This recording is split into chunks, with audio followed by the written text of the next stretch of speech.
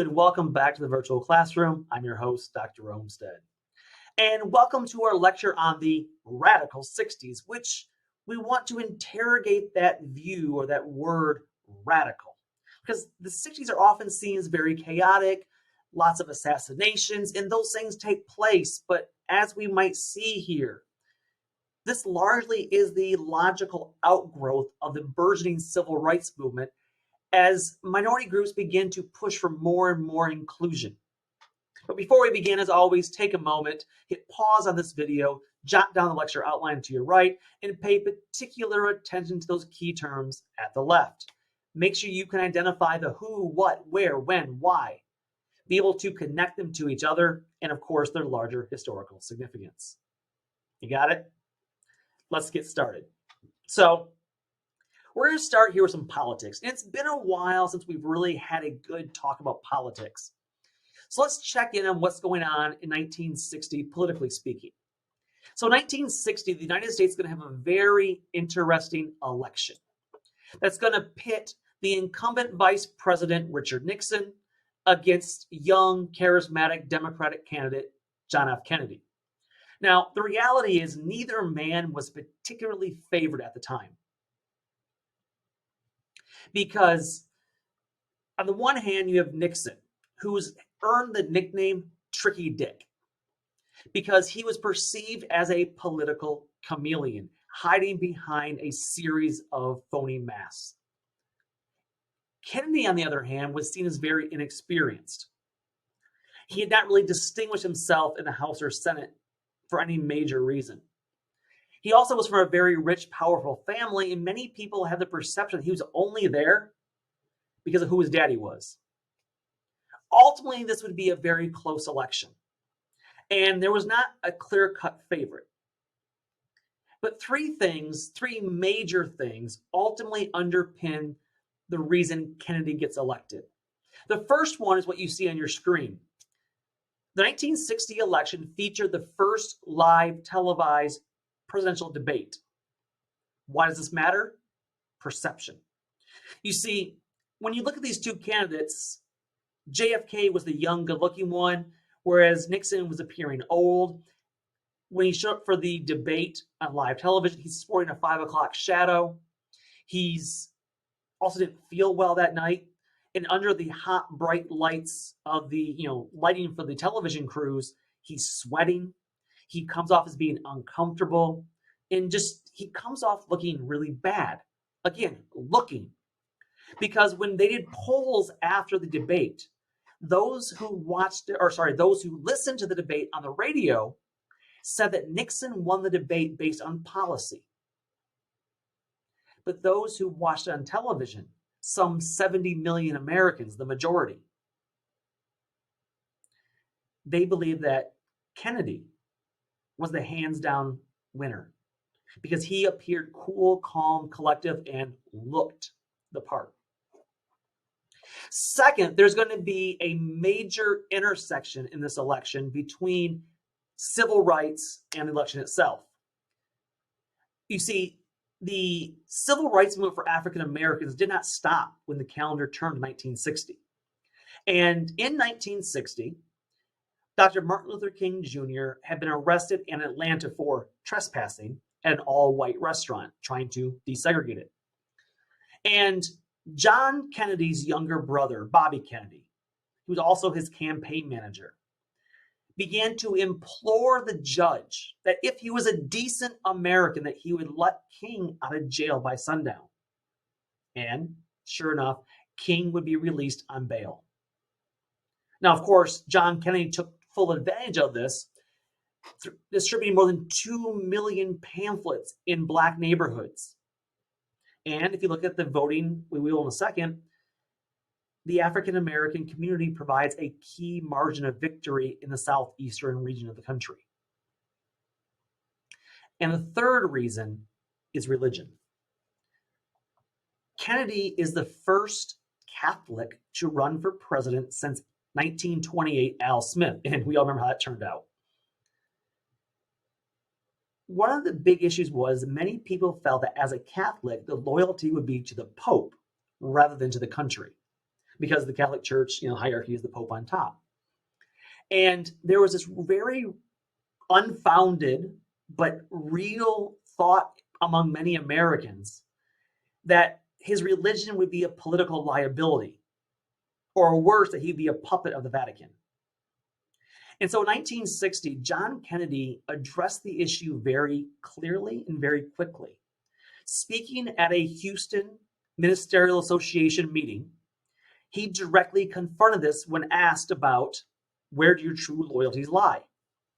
And he said very confidently, very clearly, proclaiming that the, quote, separation of church and state is absolute, unquote.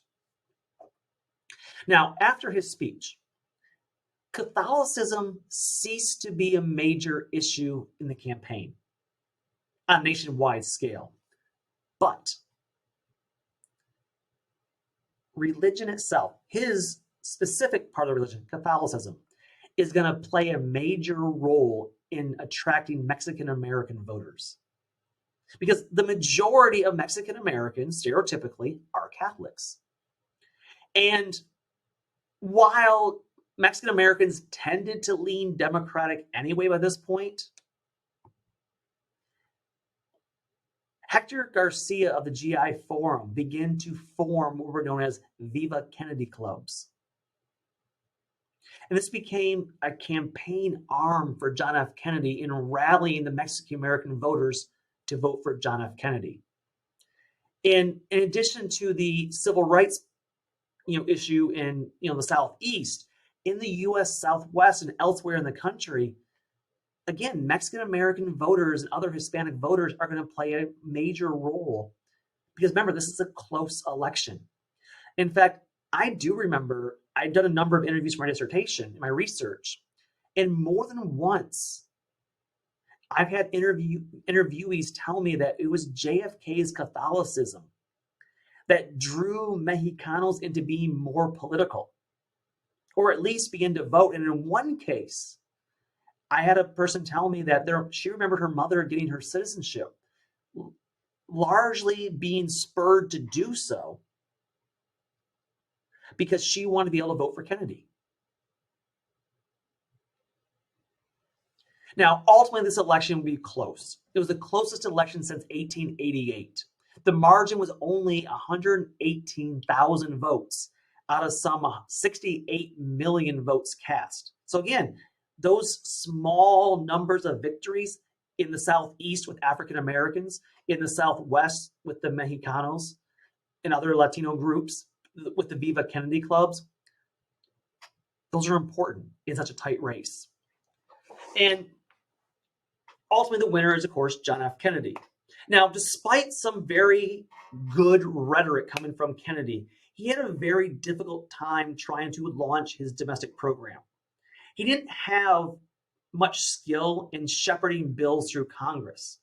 And Republicans and conservative racist Democrats from the South blocked most of what he wanted to do. And of course, as we all know from history, he is not going to live out his term. Because in November 1963, while visiting Dallas, Texas, Kennedy will be shot in the neck and the head as he rode in an open-air car through the streets of downtown Dallas. He'll be rushed to the hospital, but soon pronounced dead to a shocked American public. And this was just the opening act of what will be an extremely violent decade, full of assassinations and riots. After his death, Lyndon Baines Johnson, his vice president, the only true Texan to ever be president, to be born and raised here, will become the new president in November 1963. Now, the nation was in mourning, and Johnson, for his part, promised to continue the domestic program known as the New Frontier of John F. Kennedy. But Johnson's presidency would end up being a major departure. As I said, he is the only native Texan to serve as president. George H.W. Bush was actually born in Massachusetts, attended Yale, whereas W. Bush was born in Connecticut, also attending Yale. LBJ, Lyndon Baines Johnson, was from the rural Texas hill country, genuinely a self-made man who worked his way up the ranks of power in Washington. He came of age during the Great Depression, and he saw firsthand that what the New Deal programs of FDR could do for the average American. Because it was towns like his in rural Texas that would receive the benefit of the electrification programs of the New Deal and jobs programs. His admiration for FDR shaped his domestic policy during his presidency. He truly wanted to be the greatest American president who did the most good for the most people. He wanted to dwarf the New Deal. And for really the first time ever, he is sympathetic to the plights of Mexicanos, who, as I mentioned earlier, as a young adult, he had taught in a Mexican school in rural Texas. Now, again, you can spend a whole semester on just LBJ in just the 1960s. So we're going to kind of go through this kind of quickly. But starting off, Johnson, in many ways, was very unpresidential. He was a rough character. He wasn't really charismatic. He didn't have the eloquent speaking voice of JFK. He was domineering. He was intimidating, who was famous for giving what was called the Johnson treatment, where he would tower over you, trying to force you to give him what he wants. He craved political power and public affection. He was a crude man, known to take his aides into the bathroom with him as he barked out orders while in the toilet. He was not very presidential in the traditional sense of the term, but he ended up being in many ways a very effective president. And one of the reasons for this was he had a long experience in the Senate. He was a Senate Majority Leader. He had a good relationship with a number of members of Congress. He was also a Southerner, which is a big thing. Because yes, he was much more open to civil rights, as we're going to see in a few minutes. But unlike people like John F. Kennedy, who was seen as a Northern Democrat, out of touch with the average person and Southerner, Johnson could claim Southern roots, who at one time he himself was quite racist. But he had a genuine change of heart. And he was able to work then across the aisle and across even those Southern racist politicians to get what he wanted done. This would be very important when trying to pass his legislation. Now, almost immediately, one of his very first priorities is he wanted a New Deal. And so in 1964, he tasked a Council of Economic Advisors. And they reported to Johnson that 20% of the American population were living below what was called the poverty line. Now, in case you know what the poverty line is, it's this number that the government says, if you make below this amount of money, you are living below poverty, you can't afford to live. Now, the number changes obviously every year. So I'm going to give you what it is in 2020. That's the last number I have. And as of 2020, the poverty line in the United States means if you are a single adult over 18 years of age, if you need to make at least $12,000 a year, about $12,000, it's like $11,943. It's some odd number like that. But we're going to, for round easy figuring, $12,000. Now, if you're married, you can now double that. You and your spouse need to bring in at least $24,000 a year. Then once you start adding kids to it, it increases a little bit, but not $12,000 a year. And so for and we should all know this. If you are a family or a husband and wife who's making $24,000 a year, you are barely making it. Because most apartments in the city of Houston in 2020 were averaging somewhere around $900 a month, which means half of your yearly salary is going just to live in an apartment. And that's not counting electricity, heating, groceries, car, gas, insurance. So this is not much money. And so what he finds out in 1964 is that 20% of Americans live below the poverty line. So Johnson decides to declare a war on poverty. And he says in his very first State of the Union address, quote, "This administration today, here and now, declares unconditional war on poverty in America," unquote. The thing is, what does this look like in reality? What is this kind of war? Like, we understand a war, you put troops on the ground. What does a war on poverty look like? And for LBJ, it was to create an enormous injection of money into the economy to alleviate economic suffering, to create programs to help uplift the poor. And of course, money would come from taxes on corporations. The war on poverty would see the passage of an economic opportunity bill that would include Job Corps for inner city youth, or find jobs for those who are living in the inner cities. Create a Head Start program for disadvantaged preschools. Remember I told you that? That was something that LULAC helped start for Mexican Americans in Texas. Now it becomes nationwide. A work-study job for college students, so students can work at the college or university to pay for their tuition. And then also a Volunteers in Service to America, VISTA, which think of that as a domestic Peace Corps. All these things are targeted at those who are living in poverty or just above the poverty line. This is trying to have average working class Americans. On the heels of this war on poverty in 1964, Johnson then calls for what he called the Great Society. This is his domestic program. So you have the New Deal, his is called the Great Society. And what he does in this is he rests on this idea that we should have abundance and liberty for all. The Great Society demanded an end to poverty and racial injustice, to which he said, "We are fully committed in our time."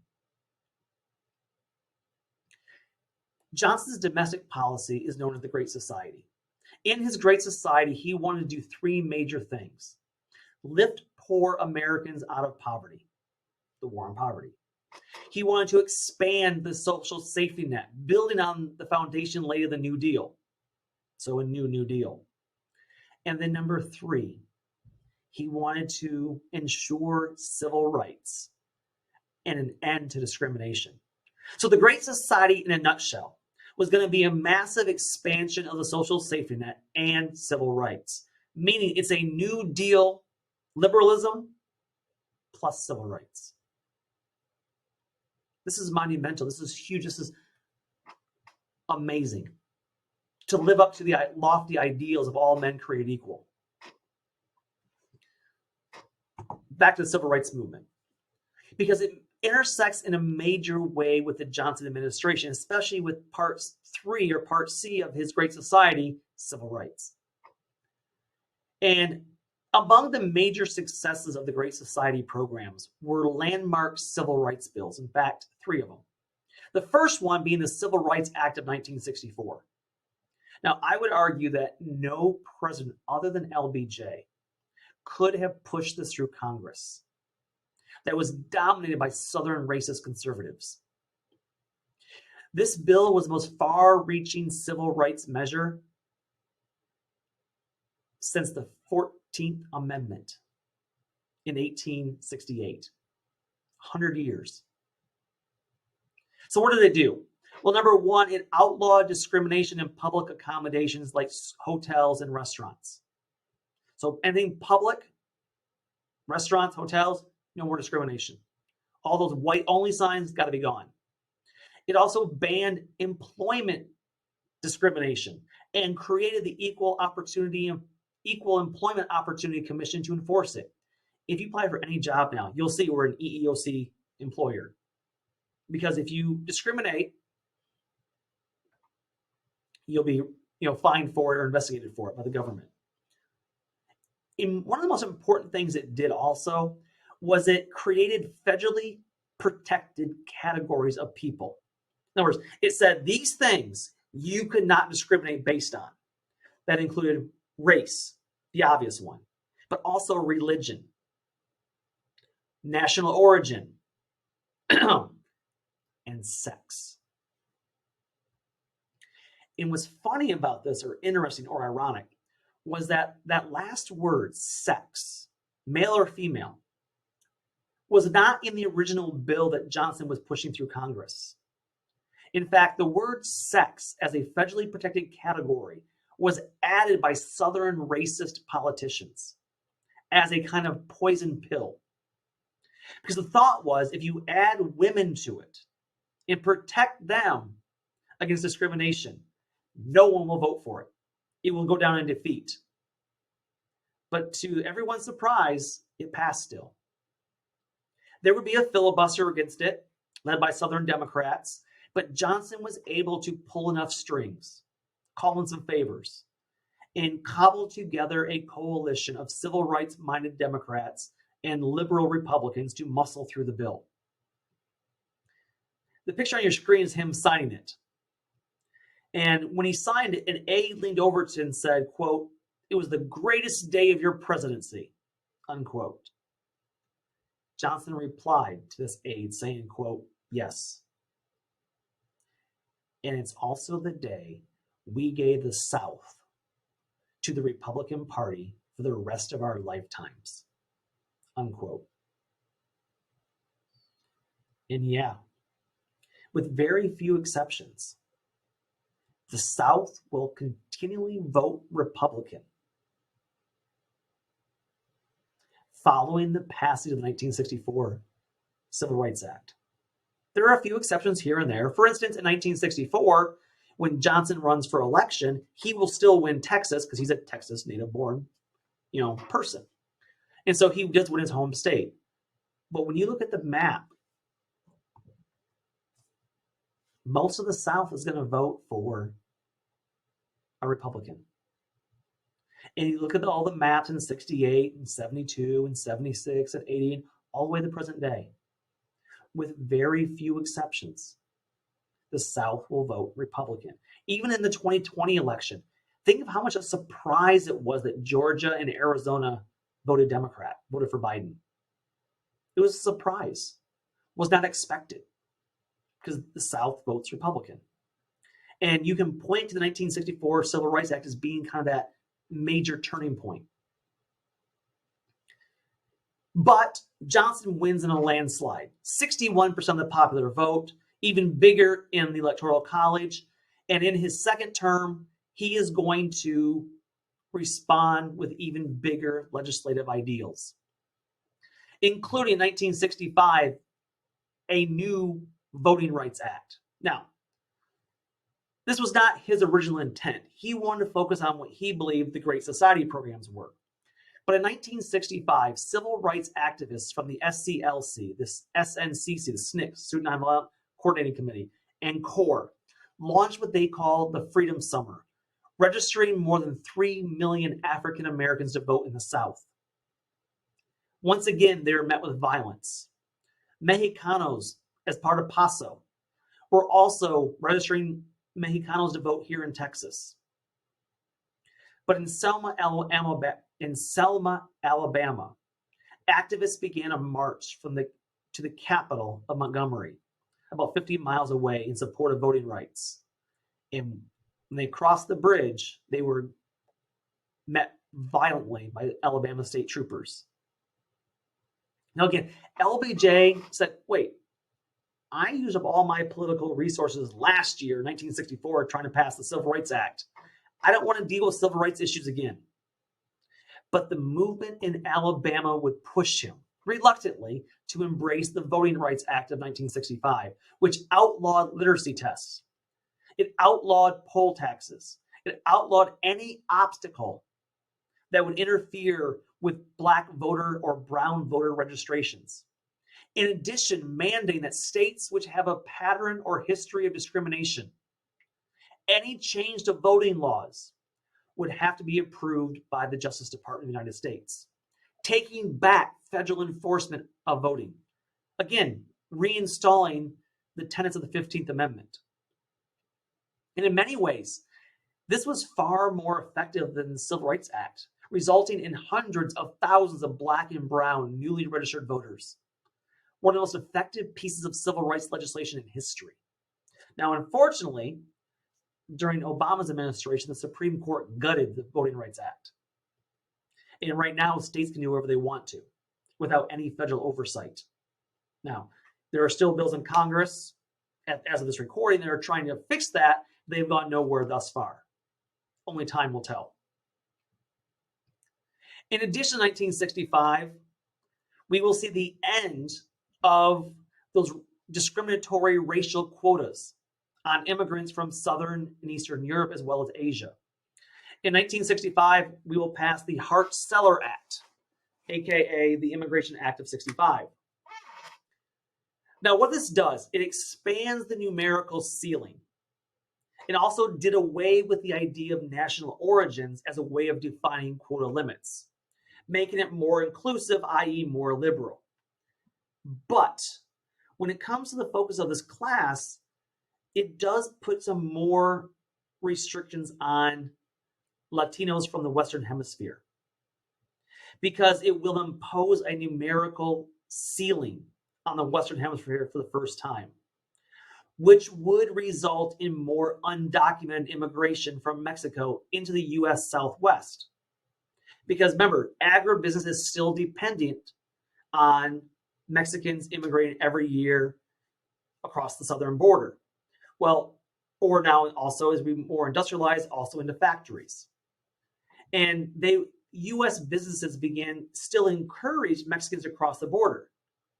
But now, because they can't obtain visas due to this new legal immigration limit or ceiling, more and more are entering as undocumented because the work is available, they're being recruited, even though it's against the law from both sides. So again, it's going to create a whole new problem in future years. But on the one hand, it does do away with the racialized quota system. Now, you remember how we talked about the FHA and VA loans, the sliding scale, the HOLO loans we talked about that were given out after World War II to help encourage home buyers? Yeah. Also, remember I showed you how I had a sliding list of interest rates and how a safe bet was someone who was white from Western Europe, and how number 9 on the list was African Americans, number 10 was Mexicans. So yeah, that whole sliding scale of interest was one way that white communities were able to stay, well, white, in addition to the racial covenants. And they often would frame it not in racial terms, but trying to protect property values, which was seen as a non-racial way of being racist.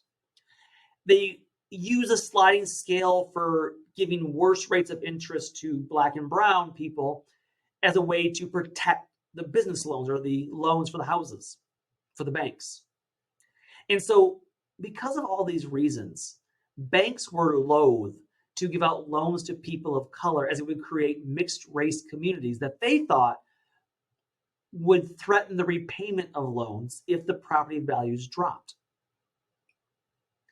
Those high interest rates, of course, were buttressed by the racial covenants that we talked about previously. And in 1968, as part of the Great Society, the U.S. federal legislation would pass the Fair Housing Act of 1968 that protected individuals and families from discrimination in the sale, rental, financing, or advertising of housing. Now, it would be amended in 1988 to prohibit discrimination as well on the basis of color, race, religion, sex, disability, family status, or national origin. But this Housing Act is so interesting because actually it went through Congress in 1966. It was put to Congress in 1966 on the heels of the Civil Rights Act and the Voting Rights Act. But it sat there for 2 years until finally, just 7 days after Dr. Martin Luther King was assassinated in 1968, it'll finally pass through Congress. And you could make an argument that had he not been assassinated, it may have not gained the support it needed to pass. But what it does is it overturned the racist policies against African Americans and Mexican Americans that we've been discussing all semester, but that had been given new life in the 1920s and then again in the post-World War II period with those racial covenants with white flight and suburbanization. It made those racial covenants illegal, even though it will take decades to actually filter through and get it enforced. And again, as I mentioned previously, there are still some communities that have racial covenants written in the HOAs, in their property owner associations and homeowner associations. They say you can't sell to a person of color. They're not enforced anymore, they're still there. So these three acts, though, the Civil Rights Act of 64, the Voting Rights Act of 65, the Fair Housing Act of 68, are huge pieces of civil rights legislation. And while the general way they're taught is for African Americans, there's a tremendous implication also for Mexican and Mexican Americans as well, especially when it comes to like national origins, because you can't just say, well, you're Mexican. That didn't work anymore. In addition to these vital acts, Johnson would flood Congress with other pieces of Great Society legislation aimed at ending poverty, expanding healthcare, and other liberal goals. The result?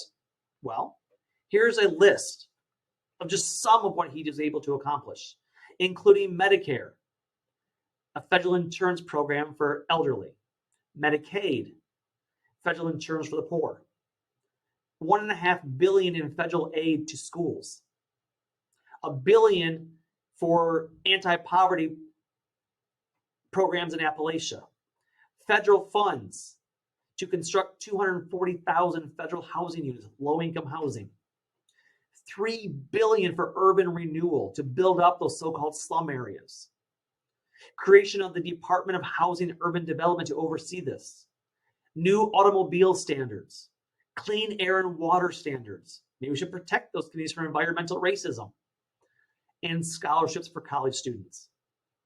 Now, let's be very clear. These are all great programs that are designed to help people. They're not always effective as he intended. Some were underfunded. Some, like urban renewal, will be used to actually gut ethnic neighborhoods. But what you can see very clearly, though, this marked a dramatic expansion of the role of the federal government. And unlike FDR, these were explicitly aimed at helping poor and minority groups. Now, we're going to jump back to how African Americans, specifically how Mexican and Mexican Americans respond to all this in the 60s. But that's a topic for the second half of our lecture. So until then, take care and bye-bye.